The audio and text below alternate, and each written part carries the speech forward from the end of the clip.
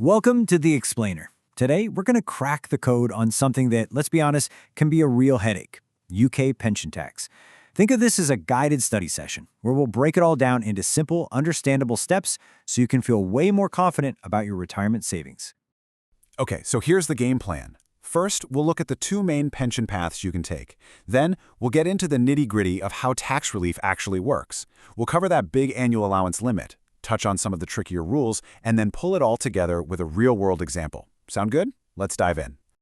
All right, first things first. Before we can even get to the tax stuff, you've got to know about the two main types of private pension schemes you'll find here in the UK. So when you boil it all down, you've got two main options: a personal pension or an occupational pension. And listen, if you only remember one thing from this part, make it this: the tax rules for each are completely different. Getting this right from the start is basically the key to understanding everything else. So what's the actual difference? Well, it's pretty simple. An occupational pension, that's tied to your job. It's your workplace scheme.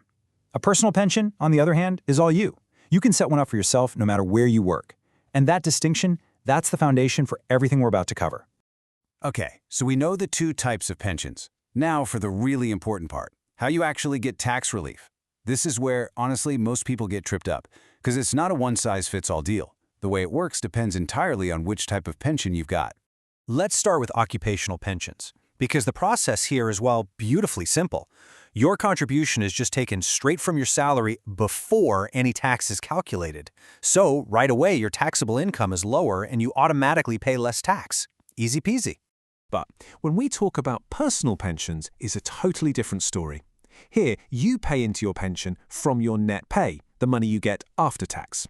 Then the government steps in and basically gives you back the basic rate tax you already paid by adding it directly into your pension pot. It's a top-up. And this is a fantastic way to think about it. For occupational pensions, think give as you earn. The money comes out before tax ever hits your bank account. For personal pensions, think gifted. You make the payment from your own money and then the government adds the tax relief back on top. Two very different mechanisms.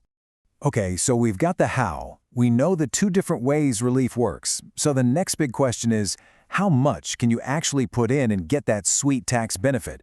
This is where we need to talk about the annual allowance. So for the 2025/26 tax year, the big number you need to remember is £60,000. That's the standard annual allowance. It's the maximum amount that can go into all your pensions combined, whether it's from you, your boss, anyone, in a single tax year before you risk getting hit with a tax charge. But hold on a second. Before we even worry about that big £60,000 limit, there's actually another check we have to do first.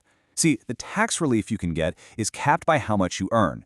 It's limited to 100% of your UK relevant earnings. That's basically your salary, bonuses, things like that. Now, if you don't have much or any income, you're still allowed to put in up to £3,600 and get relief on that. And this right here, this is one of the most common things people get wrong. You have to think of it as a two-step process. Step one, the relief check. Can you even get tax relief on your contribution? That's where you check it against your earnings. Then, later on, you do step two, the allowance check. Have the total contributions from everyone gone over that £60,000 annual allowance? They're two totally separate calculations. Of course, because this is tax we're talking about, it's not always as simple as just £60,000. There are a couple of more complex rules you need to know about, especially if you haven't used all your allowance in the past or if you're a very high earner. So here's some good news. Let's say you didn't use your full allowance in the last few years. Well, you don't lose it. You can actually carry forward any unused allowance from the previous 3 tax years. The only catch is you have to use up this year's allowance first, but this can give you a much bigger pot to contribute to, which is great if you want to make a big one-off payment. Now, for high earners, things get a bit tighter. There's something called the Tapered Annual Allowance. Basically, if your adjusted income, which is pretty much all your income plus what your employer puts in your pension, goes over £260,000, your allowance starts to shrink. For every £2 you're over that limit, your allowance drops by £1. It can go all the way from $60,000 down to as low as just $10,000. Okay, that's a lot of theory, I know, so let's make this a bit more concrete.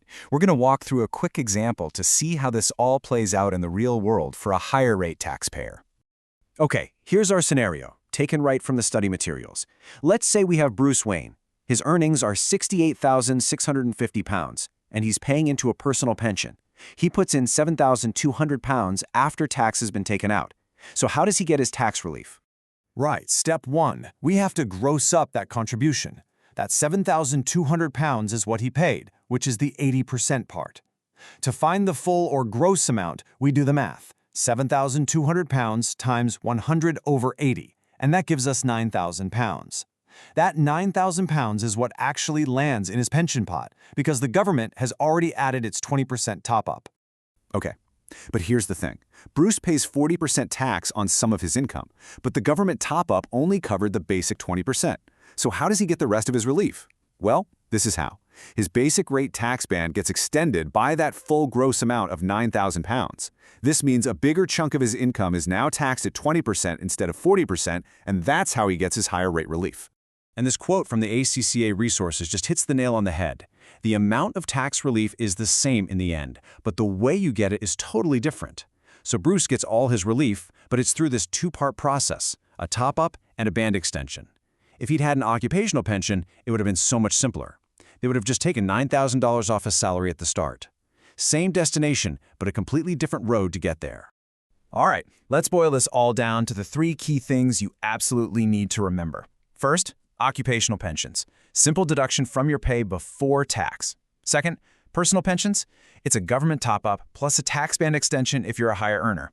And third, and this is crucial, always remember the 2 separate checks. First for relief against your earnings, and then for the annual allowance. Get those down, and you're well on your way. And there you have it, our deep dive into the world of UK pension tax. So we'll leave you with this question to chew on. Now that you understand the mechanics, are you sure your current pension strategy is actually making the most of all these rules? It's definitely something worth looking into. Thanks for joining us.